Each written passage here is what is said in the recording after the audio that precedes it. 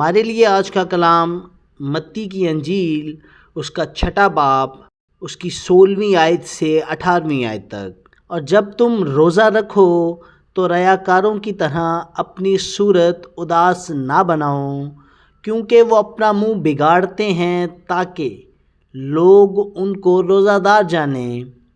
میں تم سے سچ کہتا ہوں کہ وہ اپنا اجر پا چکے۔